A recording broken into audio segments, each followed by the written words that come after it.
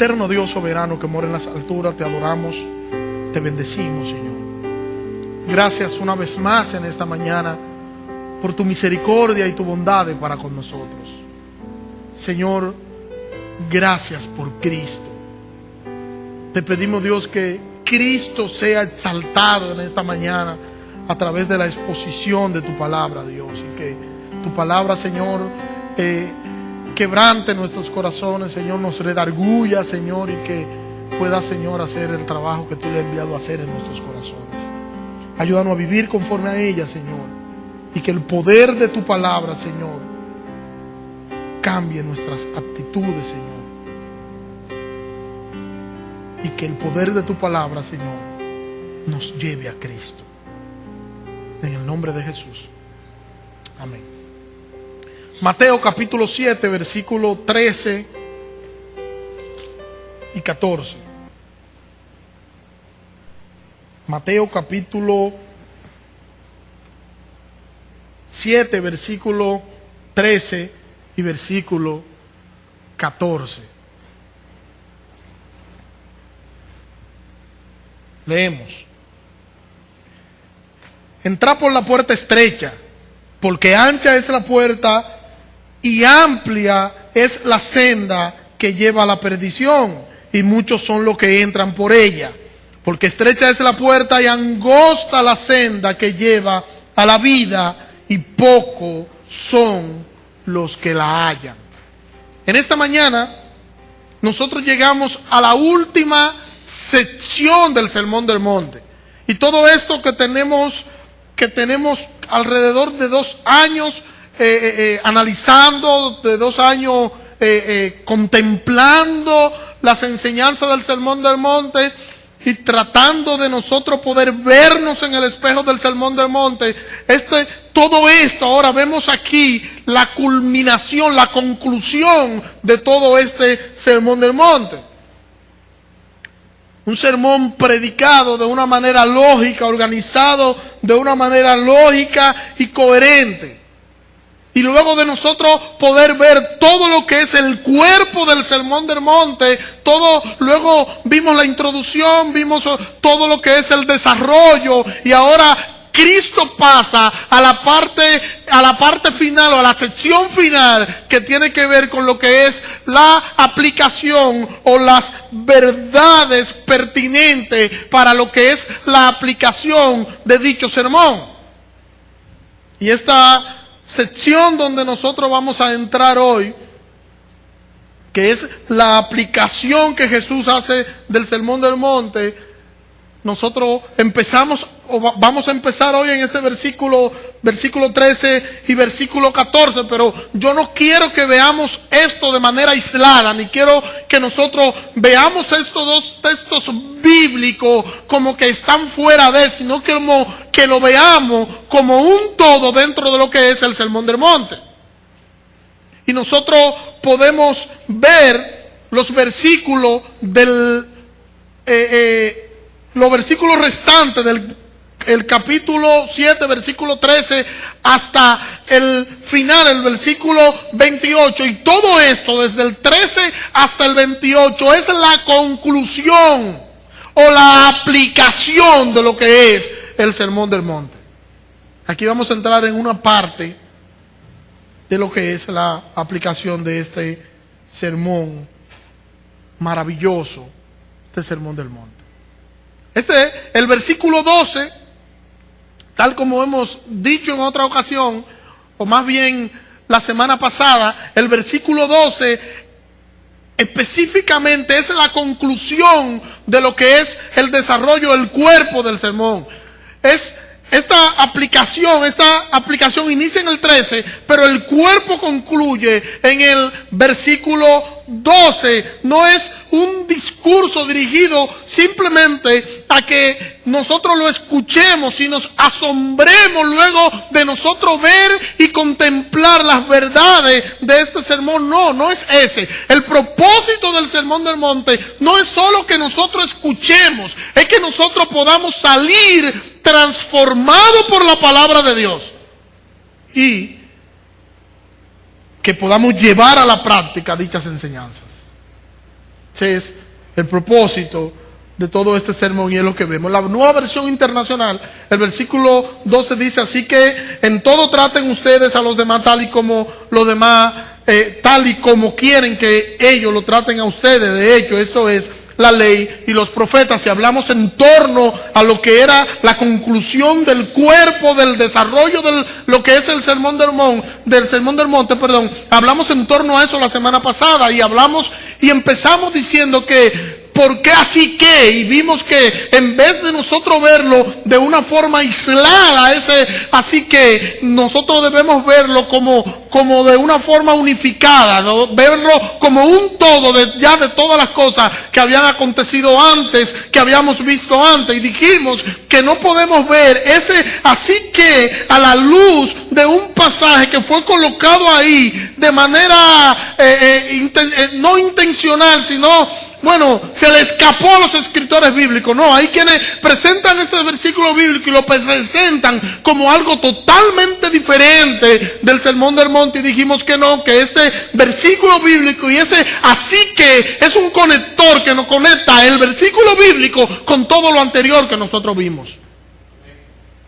Y nos manda, así que todas las cosas que ustedes quieran que los hombres hagan con ustedes, háganlo también ustedes con ellos. Y dijimos y vimos la idea que luego de nosotros contemplar todas las enseñanzas del sermón del monte y luego Cristo hacer una especie de paréntesis y vernos y ponernos a la luz de lo que nosotros hacemos con el Señor y ponernos a la luz de cuál es mi posición ante Dios, de cuál es mi bajeza, de cuál es mi pecado, de cuál es mi condición espiritual ante Dios, que por más que yo quiera, que por más que me esfuerce, que por más que yo me afane, yo no voy a poder cumplir en totalidad las exigencias del sermón del monte. Y eso me hace ir a Dios humillado, y eso me hace ir a Dios cabizbajo, pidiendo perdón, pidiendo misericordia. Eso me hace ir donde Dios, reconociendo quién soy yo y reconociendo lo que dice Mateo al inicio del sermón del monte en el capítulo 5 con la primera bienaventuranza: bienaventurados los pobres en espíritu, porque de ellos es el reino de los cielos. O sea, dicho de otra manera, bienaventurados los que han reconocido su bajeza, bienaventurados los que han reconocido su condición, porque esos que han reconocido su condición, esos son los que van a ver a Dios. Y vimos y dijimos que verlo así, ver la condición de la persona, ver quiénes nosotros somos ante Dios y cómo Dios nos dice entonces en el versículo 7 del capítulo 7, a pesar de eso, pide, busca, llama. Entonces el Señor nos abre la puerta, nos mira nuestra condición, porque cuando nos va a ver a nosotros, a quien ve es a Cristo, porque hemos sido justificados por Cristo. Y entonces, dicho así y viéndolo de esta manera, entonces nos dice en el versículo 12 que nosotros debemos tratar a los demás de la misma forma que Dios nos trata a nosotros. Y vimos la aplicación de todo esto la semana pasada, cómo nosotros debemos tratar a nuestros hermanos, cómo debemos tratarnos el uno al otro, y la enseñanza de Cristo de que nosotros dijimos que era una especie de resumen de lo que es el segundo mandamiento. Y hablamos del primero, del segundo, una especie de resumen, y cómo Cristo nos hace ver de una forma magistral, como Cristo nos tiene acostumbrado, esta gran enseñanza de nosotros poder amarnos los unos a los otros, demostrar ese amor los unos por los otros, pero no un amor sin fingimiento. Y recuerden que analizamos la semana pasada que si nosotros no nos amamos, que si tú no amas a tu hermano que tú ves, tú no vas a amar a Dios que no lo ve, que tú eres un mentiroso si tú dices que tú amas a Dios, pero tú aborreces a tu hermano. Eso nos lo dice el evangelista Juan. Y debemos ver entonces nosotros, dicho esto, debemos ver esta aplicación del sermón del monte en esta mañana en el contexto que Jesús está hablando primero con un auditorio judío. Y vamos a ir viendo algunos puntos para luego entrar a nuestro punto principal. Jesús está hablando con un auditorio. El auditorio de Jesús son judíos. ¿Y por qué es importante ver que con quien Jesús está hablando es con judíos? Que su contexto son los judíos. Porque los judíos daban por hecho que ellos tenían una relación con Dios. Daban por hecho que Dios era su Padre. Daban por hecho de que ellos no necesitaban hacer absolutamente nada para merecer el favor de Dios, porque ellos eran descendientes de Abraham. Y hago un paréntesis. No estoy diciendo que nosotros tenemos que hacer algo para merecer el favor de Dios, porque lo que había que hacer ya Cristo lo hizo en la cruz del Calvario. Ojo. Entonces, lo que quiero enfatizar es que ellos entendían que el favor o la relación que había entre Dios e Israel era fruto de una herencia que se había desprendido de Abraham. Y entonces, fruto de esa herencia, ellos heredaron esa relación y ellos ahora tenían a Dios por Padre, fruto de una herencia que habían dejado sus antepasados. Y voy a citar un texto para que podamos ver esto. Juan capítulo 8, desde el versículo 31 vamos a leer, para que podamos ver esto que estoy diciendo. Por tanto, Jesús decía a los judíos que habían creído en él: si vosotros permaneciereis en mi palabra, seréis verdaderamente mis discípulos, y conoceréis la verdad, y la verdad os hará libre. Les respondieron: somos descendientes de Abraham, y jamás hemos sido esclavos de nadie. ¿Cómo dices tú, seréis libres? Jesús le respondió: de cierto os digo, que todo aquel que practica el pecado es esclavo del pecado. El esclavo no permanece en la casa para siempre, el Hijo sí permanece para siempre. Así que, si el Hijo os libertare, seréis verdaderamente libres. Sé que sois descendientes de Abraham. No obstante, procuráis matarme, porque mi palabra no hayan cabida en vosotros. Yo hablo de lo que he visto estando con el Padre, y vosotros hacéis lo que habéis oído de parte de vuestro padre. Respondieron y dijeron: nuestro padre es Abraham. Jesús le dijo: pues que sois hijos de Abraham, haced las obras de Abraham. Pero ahora procuráis matarme, porque os he hablado la verdad que oí de parte de Dios. Esto no lo hizo Abraham. Vosotros hacéis las obras de vuestro padre el diablo. Entonces le dijeron: nosotros no hemos nacido de fornicación, tenemos solo un Padre, y es Dios. ¿Ven el contexto? Ellos tienen un Padre que es Dios. Ellos estaban diciendo en otra palabra: nosotros tenemos una relación con Dios que la hemos heredado de nuestro padre Abraham. Dios nos conoce, nosotros somos el pueblo de los ritos, nosotros somos el pueblo de los pactos, nosotros somos el pueblo de la promesa, y nosotros tenemos a Dios por Padre. Y en ese contexto de esa persona, Jesús le está diciendo entonces a ellos, y le está haciendo una aplicación o un sin embargo, y Jesús le está haciendo esta aplicación diciéndole: ok, tienen que entrar por la puerta estrecha. Porque ya hemos dicho en algunas ocasiones que los que son hijos de Dios, ¿cuáles son? Juan nos dice en su evangelio en el capítulo 1 que aquellos que creen en Cristo, esos son hijos de Dios. Le ha dado el derecho, le ha dado la potestad de ser llamado hijo de Dios. Pero Jesús le dice a ese grupo de personas con la que Él está compartiendo este sermón, Jesús está haciendo una aplicación, como ya he dicho varias veces. Y Jesús le dice a la altura del versículo 13: entrad por la puerta estrecha, porque ancha es la puerta y espacioso el camino que conduce a la destrucción, y muchos son los que entran por ella. Y tenemos que ver esto como una especie de puerta para el discipulado. Y que esta puerta estrecha para el discipulado es la que nos va a llevar al disfrute de la vida y de la relación con Dios. Todo lo dicho a la luz del Sermón del Monte, podemos decir, como hemos dicho en otra ocasión, que es dirigido al discípulo, que debe hacer y que debe verse y debe ver el Sermón del Monte como un espejo para que cuando vea el Sermón del Monte, para que cuando vea las enseñanzas que hay allí, pueda ver el espejo de su vida y lo que está allí mandando el Sermón del Monte. Y pueda reconocer su bajeza, su condición de pecado, pueda entender sabiendo que debe amar a sus enemigos, que debe ser sal y luz, y que debe ser sal y luz en medio de un mundo corrupto, podrido, putrefacto, y que allí él debe salar, y que allí él debe ser luz, y que allí él debe reflejar a Cristo a cualquier costo. Que debe buscar el reino de Dios y su justicia. Debe reconocer allí que no debe ser hipercrítico, que debe ayudar a los demás, que debe ser puro. Y todo eso, a la luz de la enseñanza del Sermón del Monte, todo eso es la puerta estrecha. Cuando tú vas a entrar por la puerta estrecha, tú debes entrar vestido de discípulo. El que no es un discípulo, el que no es una persona conforme a lo descrito en el Sermón del Monte, no puede entrar por la puerta estrecha.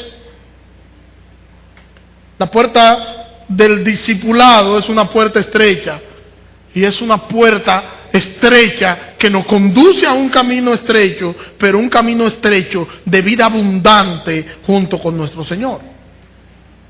No es que tengan a Abraham por padre, no es que tengan a Abraham por padre. Jesús le dice: yo soy el camino, la verdad y la vida, y nadie viene al Padre sino por mí. Es que nadie llega a ser discípulo por otro lado. Nadie llega a ser discípulo por otro lado que no sea por Cristo, que es la puerta. Nadie llega a Dios por otra parte. Dice Jesús que debemos entrar, o que debe entrar por la puerta, una vida de dependencia, una vida de perdón, una vida de sacrificio, una vida llena de aflicciones, una vida llena de luchas internas y externas, una vida llena de dolor, una vida donde las cosas que se consiguen no son tan fáciles, son dolorosas, donde debo amar al que me odia, donde debo dar al que me pide, donde mis motivaciones deben ser motivaciones correctas a la luz de la gloria de Dios, donde yo debo buscar el reino de Dios, donde mi prioridad debe ser Dios y su reino, y luego las demás cosas Él la va a añadir. Solo debe a nosotros importarnos la gloria de Dios, solo debe importarnos a nosotros dar gloria a su nombre con todo cuanto nosotros hagamos. Solo debe importarnos la gloria de Dios, y Dios entonces va a hacer con las cosas que no deberían importarnos a nosotros, que son las que ocupan el primer lugar, y se están sustituyendo eso que debe ser la pasión de la iglesia, eso que debe ser la pasión del creyente, eso que debe ser el motor que debe regir la vida del creyente, que es buscar la gloria de Dios en todas sus acciones, en todo su caminar, en toda su vida, en todo su andar. Debe ser la gloria de nuestro Dios. Y eso entonces nos va a hacer ver a la luz del Sermón del Monte. Mis prioridades, yo debo verla a la luz de la gloria de Dios. Todo cuanto yo haga para la gloria de Dios. Y decir eso, sabiendo que nosotros somos el pueblo de Dios, sabiendo que nosotros estamos en medio de una sociedad que tolera muchísimas barbaridades, una sociedad corrupta, una sociedad que increíble las cosas que pasan en nuestra sociedad, donde caen presos, y no justifico ningún tipo de robo, pero cae preso el que se roba un racimo de guineo. Yo vi un caso por allá, por donde vive Nilda, la mamá de Dajabón, allá de donde es Nilda, donde una persona cayó preso porque entró a una finca y tomó unos víveres. Pero hay otros que defalcan el país completo y no hay forma de que se pueda hacer justicia con ellos. Vivimos en un país un país de doble moral, un país donde la gente exige una cosa, pero lo que esa persona exige, cuando se vean en la posición del otro, va a hacer lo mismo. Y en medio de la sociedad que nos ha tocado vivir, esta sociedad totalmente corrompida, nosotros debemos entender que somos el pueblo de Dios y que el pueblo de Dios no puede caminar ni puede verse como se ve el mundo. Nosotros somos diferentes porque Cristo vive y habita en nosotros y nosotros vivimos para su gloria. Amén. No somos iguales al mundo, hermano. No somos iguales al mundo. Y como no somos iguales al mundo, las medidas que el mundo toma no son las medidas que nosotros debemos tomar. Hay una diferencia marcada entre nosotros y el mundo.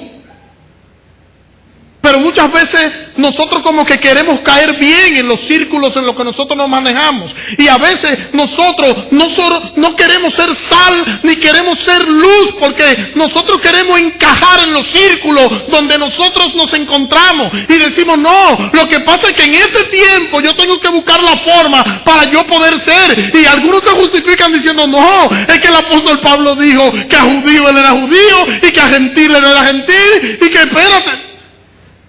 Y queremos justificar, pero queremos justificar es nuestra mala forma, nuestra forma pecaminosa de ser, porque nosotros queremos ser cualquier cosa, queremos caerle bien, queremos que hablen de nosotros, queremos que nos exalten, queremos que nos elogien, queremos que nos digan cosas en los círculos donde nosotros estamos, y tenemos que bajarnos de ahí. Hermano, no vivo yo, ahora vive Cristo en mí. Y donde quiera que yo esté, yo debo brillar para la gloria de Dios. El problema es que cuando yo soy diferente, ¿qué sucede con cuando yo soy diferente? ¿No hacen bullying? No hacen bullying cuando somos diferentes. ¿No encajamos en ciertos grupos? Bueno, pues no importa que no encaje. Yo no encajo, no me importa que yo no encaje. Yo vivo para la gloria de Dios. Aunque ese vivir para la gloria de Dios me cueste relaciones, importa la gloria de Dios, importa Cristo. Pero muchas veces las cosas que nosotros hacemos no las hacemos para agradar a Cristo. No las hacemos para agradar a Cristo. Las hacemos para agradar a los demás. No la hacemos pensando en Cristo, la hacemos pensando en los demás. Porque si yo voy a hacer algo pensando en Cristo, si Cristo es mi prioridad, yo debo entonces, cuando yo voy a hacer algo, verlo a la luz de la palabra de Dios. Y ver, antes de yo hacer cualquier cosa, cómo yo puedo glorificar a Dios en eso. Y si estoy glorificando a Dios con lo que estoy haciendo, y cómo entonces puedo hacer los ajustes para que así sea. Pero no lo hacemos. Tomamos decisiones a la ligera. Y cuando tomamos decisiones a la ligera que nos va mal, entonces venimos al Señor con la consecuencia de nuestras malas decisiones y le decimos, Señor, mira, me fue mal en esto. ¿Y qué pasó? Y queremos entonces que nuestros hermanos asuman las decisiones, la consecuencia de nuestras malas decisiones, que ellos asuman eso, no como que fue una mala decisión mía, sino como que Dios me está procesando por algo. Sí, te está procesando porque tú no has querido someterte a la voluntad de Dios y de una forma u otra el Señor te va a llevar ahí. Pero esas malas decisiones, ¿por qué? Porque no hemos entendido que nosotros debemos hacer todo para la gloria del pastor.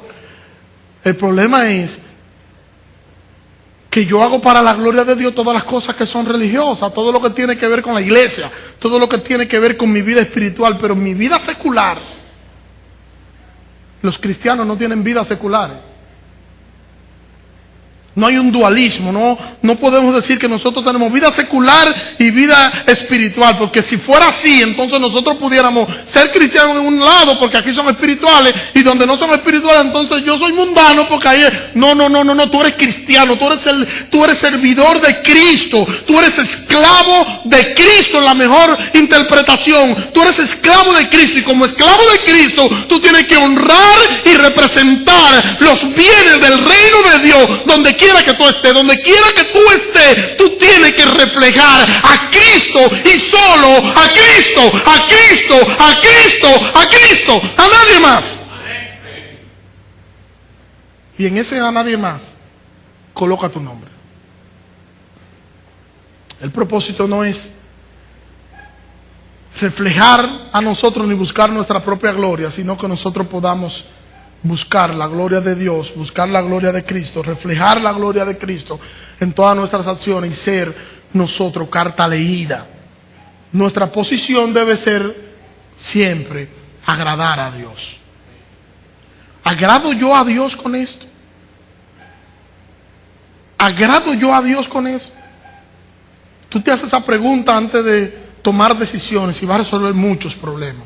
El problema es que nosotros lo último que pensamos es en la gloria de Dios. Y lo que queremos es satisfacer nuestro ego, nuestro orgullo. Y si nosotros antes de tomar decisiones preguntáramos, bueno, yo agrado a Dios con eso, y lo analizamos, entonces no tuviéramos que andar tanto pidiendo oraciones para que el Señor nos fortalezca. Porque a veces pedimos muchas oraciones para que el Señor nos fortalezca por muchas malas decisiones que tomamos. Porque no entendemos que nosotros no nos pertenecemos, que somos propiedad privada. Y si yo soy propiedad privada, y si yo soy un esclavo, mi Señor debe regir mi vida. Lo que pasa es que hay muchas personas que dicen que Cristo rige su vida, que dicen que son creyentes, pero viven como que no es así. Viven como no es así. Eso no es una mera religión. Cuando nosotros decimos que creemos en Cristo y que Cristo debe dirigir nuestra vida, nosotros estamos hablando de Cristo y del poder de Dios en Cristo. Cristo está vivo y Cristo es poder. No es que yo simplemente diga como un cliché, y hay gente que lo dicen, lo repiten, pero su intelecto todavía no lo sabe. Somos propiedad de Cristo. Y como propiedad de Cristo, tú no puedes hacer lo que tú quieras. No puedes hacer lo que tú quieras.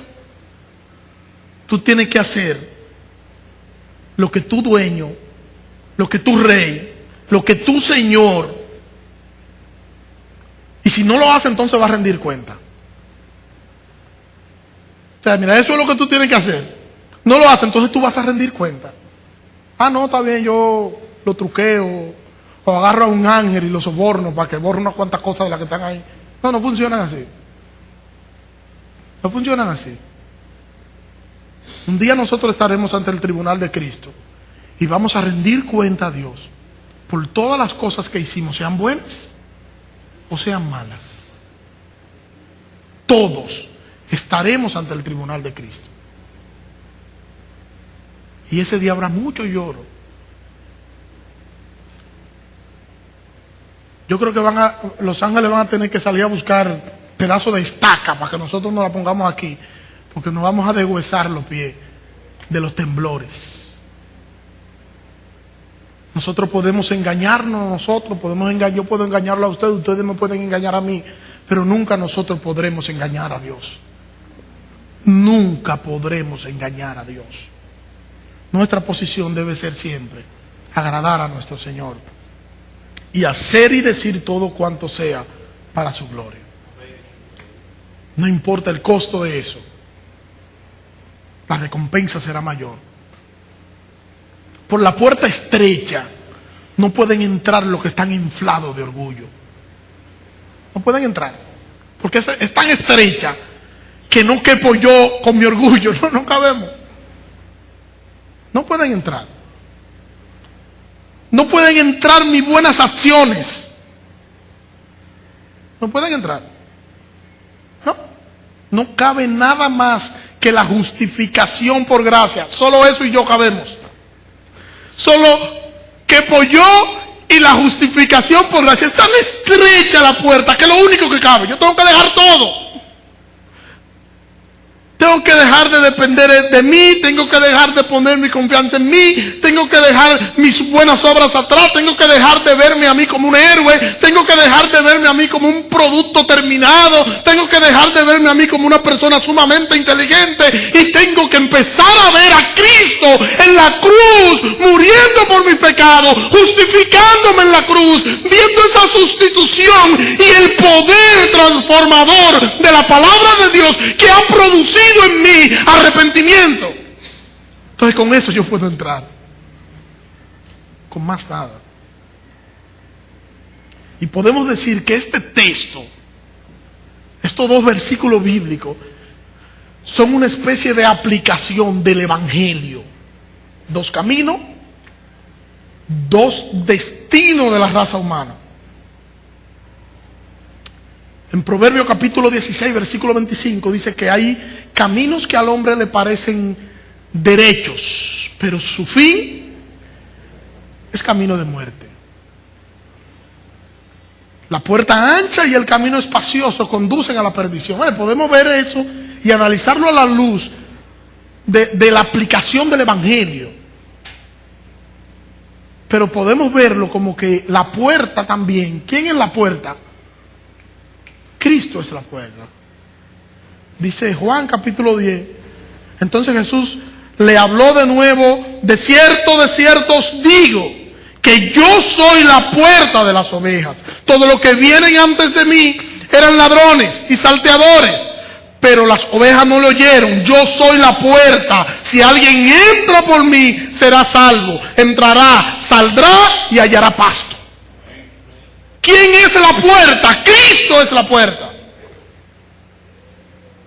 Pero también Cristo es el camino. Y ya yo cité el texto de Juan capítulo 14 versículo 6. Jesús dice: yo soy el camino y la verdad y la vida, y nadie viene al Padre sino por mí.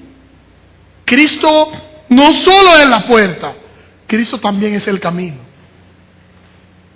Entonces, de más está decir que si Cristo es la puerta y yo soy justificado por Cristo, ¿podré entrar? Cristo es el camino. Y podemos nosotros ver esta aplicación de este texto. Podemos hacérsela a los no creyentes y podemos decirle a aquel que no ha creído aún, podemos, ¿verdad? Este texto nos brinda la oportunidad de incentivarlo y decirle: mira, tú necesitas a Cristo y tú estás caminando por un camino espacioso, pero tú necesitas ir a la puerta estrecha que es Cristo y caminar por Cristo, que Él es el camino angosto también. Podemos hacerlo así aplicando el Evangelio. Ahora, el contexto del texto no es ese. Y quiero que me presten mucha atención. El contexto del texto no es ese. ¿Por qué el contexto del texto no es ese? Porque Jesús, desde que empezamos el Sermón del Monte, estamos diciendo que el Sermón del Monte no está dirigido para inconversos, sino para la iglesia, para cristianos. Que sería imposible que el Señor hiciera la exigencia que hace a personas inconversas. No, tenemos que verlo desde la luz de cristianos. Y si ya estamos en la parte de la aplicación, y en la parte de la aplicación de un sermón que va dirigido a la iglesia, ahora lo encontramos a la altura del capítulo 7, versículo 13, que entra por la puerta estrecha. Y nos dice ahora que nosotros debemos entrar por la puerta estrecha a manera de aplicación. ¿Qué nos quiere decir el Señor? Para nosotros entrar por la puerta estrecha, debemos tener fe, debemos tener paciencia y debemos ser disciplinados. Es una vida difícil, pero es la única que vale la pena vivir. ¿Es un camino difícil el Evangelio? ¿Es un camino difícil lo que nos presenta el Evangelio? Pero es lo único que vale la pena hacer. Nosotros podemos decir, con relación a la aplicación de este texto, que esto es un texto donde se le está presentando al discípulo y se le está diciendo: si todo eso que tú viste ya en el cuerpo del sermón, ahora míralo aquí, ahora tú debes entrar por esa puerta estrecha, que ya dije que es Cristo, pero yo no se lo estoy presentando a personas que no son creyentes. El que no es creyente debe saber que Cristo es la puerta y que debe entrar por Cristo, y que Cristo es el único camino que conduce al cielo. Antes había un refrán que decía que todos los caminos conducen a Roma, por el asunto de la estructura y cómo los romanos fueron construyendo de manera arquitectónica los caminos para que todo pudiera llegar a Roma. Bueno, todos los caminos no llegan a Dios, todos los caminos no llegan al cielo, todos los caminos no llegan a la salvación. El único camino que llega al cielo, que llega a Dios, que llega a la salvación, se llama Cristo. Solo Cristo, y solo a través de Cristo tú puedes alcanzar salvación y vida eterna. Pero hermano, eso es al que no es cristiano. Al que es cristiano, entonces tenemos que ver esta idea esta aplicación de estos versículos bíblicos a la luz de lo que ya vimos antes. Una vida difícil, y difícil tomando en cuenta todo lo que nos pide el Sermón del Monte. Difícil viéndolo a la luz de que, bueno, cuando nosotros empezamos el Sermón del Monte, yo me imagino que había muchos que decían: no, yo nunca voy a ser homicida. Y cuando nos encontramos con el Sermón del Monte, nos dice: sí, todos ustedes son homicidas, todos ustedes han matado a sus hermanos. Porque el que le dice necio, racá, cabeza hueca, estúpido a su hermano, es culpable de homicidio. Y yo recuerdo que yo preguntaba en esa ocasión: ¿quién de los que está aquí no es culpable de homicidio? Y nadie se atrevió a levantar la mano. Ni yo.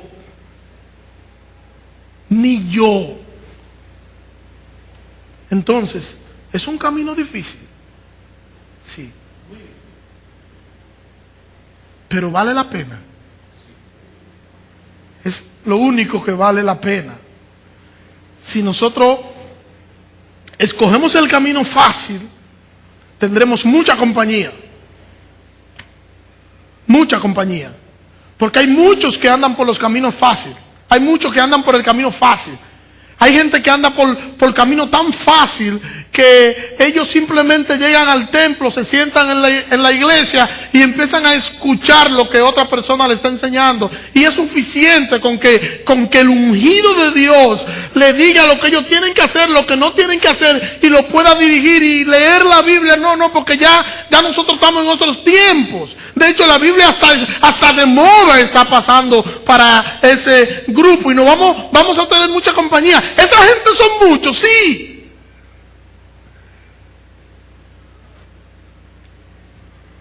Las iglesias de la prosperidad son muchas. Y ustedes no se han dado cuenta que esas iglesias crecen como la pólvora. Y ponen una iglesia en un sitio de esa de la prosperidad y como que yo no sé si es que le echan a flecho, abono, no sé, pero crecen inmediatamente, crecen rápido. Y tú ves que de repente que tienen 2,000 miembros, que tienen 3,000 miembros, que tienen 5,000 miembros. Yo conozco una de la iglesia de la prosperidad aquí, que me dijo uno de, bueno, voy a decir pastor para ayudarlo. Me dijo: no, nosotros estamos rondando los 7,000. Oh, qué bueno. ¿Y qué Dios está haciendo allí? Tú no te imaginas. Tú no te imaginas. Nosotros vamos a hacer un templo. Me describieron el templo que ellos iban a hacer. Vamos a hacer un templo así. Y fulano, hablando sobre tengo que ir editándolo porque no puedo decirlo todo como me llega a la cabeza. Pero el fulano, aquel, el supuesto pastor, no es pastor como ellos se dicen, ustedes saben que no, el supuesto apóstol, ya nada más tiene que dedicarse a las cosas del Señor, a su apostolado, y nosotros podemos sostenerlo a él y a su familia. Y los diezmos y las ofrendas nuestras, yo no quiero ni hablar de eso. Un camino fácil. Si yo, en vez de escoger predicar el sermón del monte entre nosotros, yo hubiese comprado un formulario de predicación de ellos. ¿Cómo se te llena la iglesia en 2 años? Y entonces empezamos a predicar, hermano. La idea táctica siempre es que yo tengo que sacar 1,000 pesos del bolsillo, 2,000 pesos. Ay, Señor, ponlo. Y uno lo saca y dice, hermano, yo voy a sembrar esto. Y lo coloco en el ofrendero. ¿Quiénes de los que están aquí tienen problemas?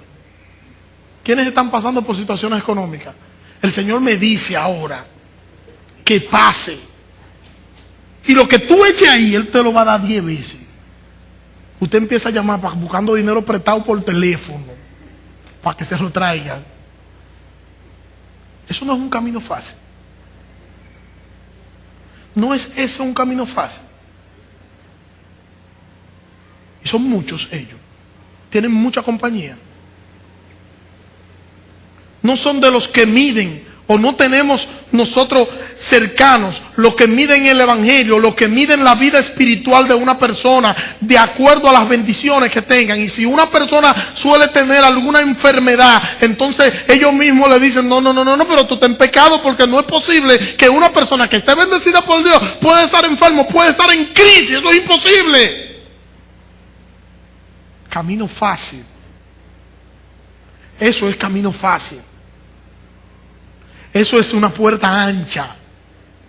Eso es tú entrar por una puerta con todo tu orgullo, con todo un humanismo religioso que nada tiene que ver con el evangelio de Jesucristo. Ese no es el evangelio que Cristo enseñó. Ese no es el evangelio que Cristo enseñó. Empezando con Cristo.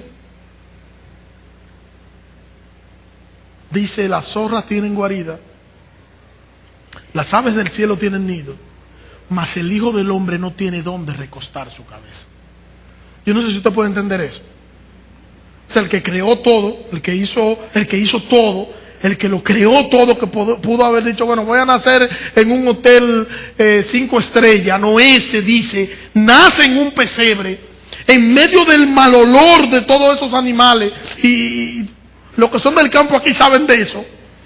Yo fui un día con Vladimir a buscar un supuesto abono allá a Don Juan. Hermano, eso es terrible. De ahí en adelante yo llevo colgado a toda la gente que es del campo. Eso es terrible. Con una pala, cogiendo eso, el estiércol, y echándole. Cuando está seco está bonito, pero cuando eso está mojado, ay Dios. Señor, ten piedad de nosotros.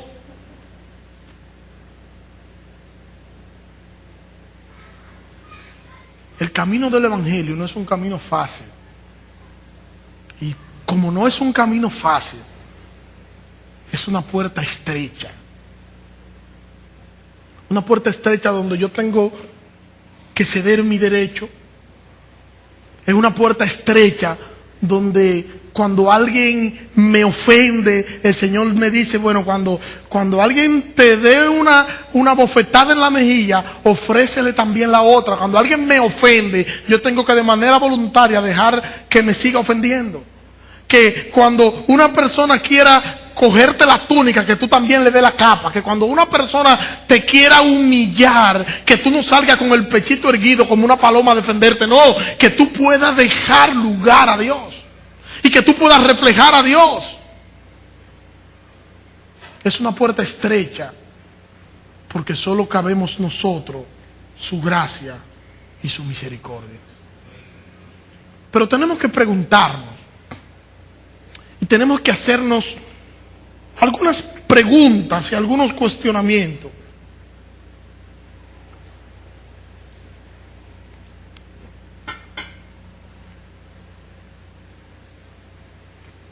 ¿Qué nosotros queremos? Siendo nosotros honestos y sinceros, nosotros podemos decir, hermano, que nosotros, nuestra naturaleza está inclinada al pecado. Y como nuestra naturaleza está inclinada al pecado, nosotros tenemos una lucha constante para nosotros agradar a Dios. Y en esa lucha constante de nosotros agradar a Dios, hay cosas que nosotros hacemos, vemos y decimos que no agradan a Dios. Y en esa lucha campal entre nosotros, yo con Daniel, yo con yo, usted con usted,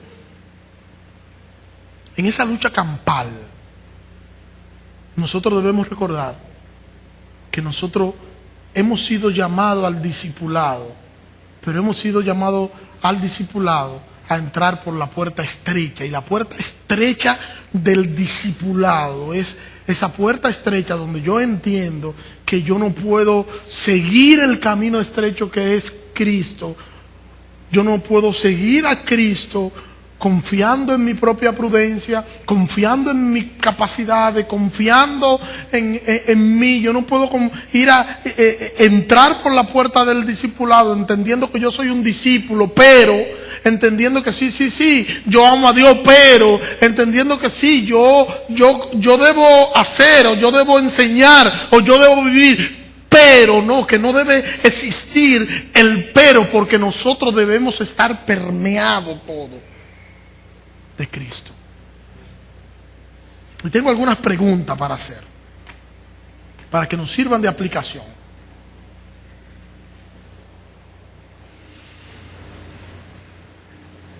¿Cuál es tu pasión, hermano?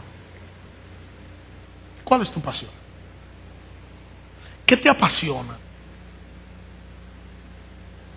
Oh, pastor, si no me apasionara el Señor, yo no estuviera aquí en esta mañana.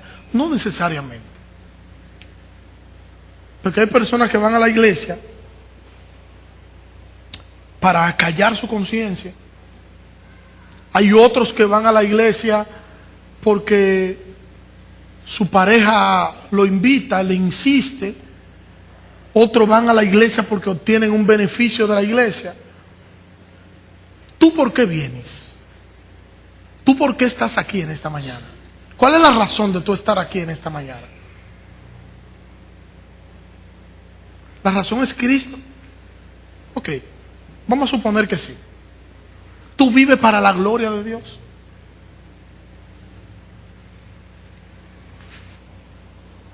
¿Tú vives para la gloria de Dios? Si tú tuvieras que hacer un listado de las cosas que tú haces, en ese listado de todas las cosas que tú haces, en un día de 24 horas, ¿cuáles de esas cosas tú puedes decir que tú las haces de manera intencional, sabiendo que tú debes vivir para la gloria de Dios? ¿Y cuáles cosas tú no las haces consciente de eso?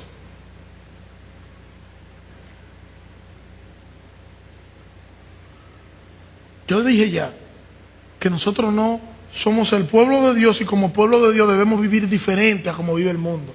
Y que lo que el mundo entiende que deben ser soluciones y salida para sus conflictos, no deben ser las soluciones ni la salida para los conflictos nuestros.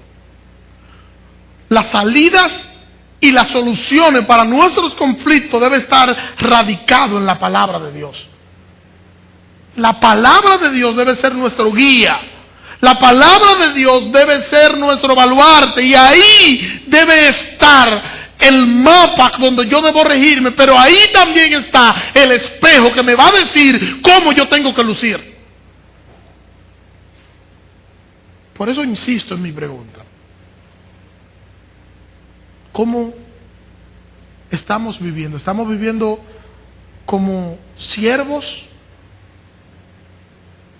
que están transitando por un camino angosto, por un camino estrecho, porque ya pasaron por una puerta estrecha? ¿O estamos nosotros viviendo como alguien que no sabe ni siquiera en quién ha creído. Ya dije que un día nosotros estaremos en la presencia del Señor. Y que ese día en la presencia del Señor rendiremos cuenta de todas las cosas que nosotros hicimos en la tierra. Yo te pregunto, ¿tú crees que existen cosas en tu vida, cosas que tú estás haciendo en el presente, que tú tengas que bajar la cabeza si tú estuvieras en la presencia de Dios? Imagínate que tú estuvieras frente a Dios en esta hora. Hay cosas que tú haces que tú crees que Dios te llamara la atención por eso.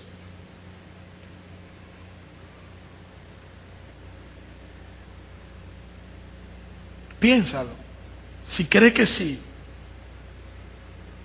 No te lo estoy diciendo para que te deprima, no, es para que haga los ajustes necesarios.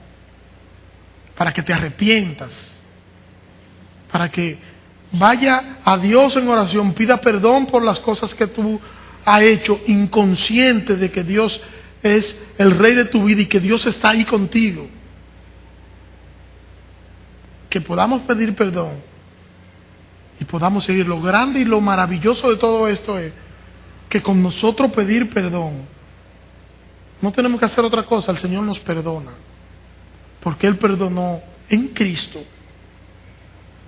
todos nuestros pecados. Entrar por la puerta estrecha, porque ancha es la puerta y amplia es la senda que lleva a la perdición, y muchos son los que entran por ella. Porque estrecha es la puerta y angosta la senda que lleva a la vida, y pocos son los que la hallan. Hay quienes nos ven, y yo recuerdo que había una época en la República Dominicana que cuando alguien decía que era cristiano, le decían: tú eres cristiano, tú te metiste a eso. A mí me lo dijeron: tú te metiste a eso. Porque la gente entiende que el que es cristiano tiene una mente limitada, tiene una visión limitada, porque no hace todas las cosas que ellos hacen. Lo que ellos no entienden es: no tenemos la mente limitada porque tenemos la mente de Cristo, ni tenemos una visión limitada tampoco. Lo que pasa es que nosotros, si somos cristianos, debemos dirigirnos por la palabra de Dios y debemos vivir para la gloria de Dios. Hermano, concluyo con esto. Tú vives para la gloria de Dios. Señor, te adoramos y te bendecimos. Gracias, Señor. Gracias por tu misericordia y por tus bondades, Señor. Gracias. Gracias por tu amor, Señor. Porque nos amaste en Cristo, Señor, aún antes de la fundación del mundo. Quiero pedirte en esta mañana que nos perdones, Señor. Perdónanos, Señor. Perdónanos porque muchas veces, Señor, vivimos, Señor, y no estamos, Señor, conscientes de que tú estás con nosotros, Señor, y que debemos vivir para tu gloria, que debemos honrarte, Señor. Y hacemos cosas y decimos cosas, Señor, y no analizamos, Señor, si te ofendemos o no te ofendemos con las cosas y las decisiones que tomamos. Ayúdanos, Señor, a que nosotros, Señor, todo cuanto nosotros podamos hacer, Señor, nosotros podamos llevarlo a ti, Señor, y analizar si agradamos a ti o no te agradamos en las cosas que vamos a hacer. Ayúdanos a entender que somos siervos, Dios, y que como siervos nosotros no somos independientes, que somos dependientes de ti, Señor. Ayúdanos a honrarte, a glorificarte, Señor, y a vivir para la gloria de tu nombre. En el nombre de Jesús, Señor. Amén. Dios le bendiga.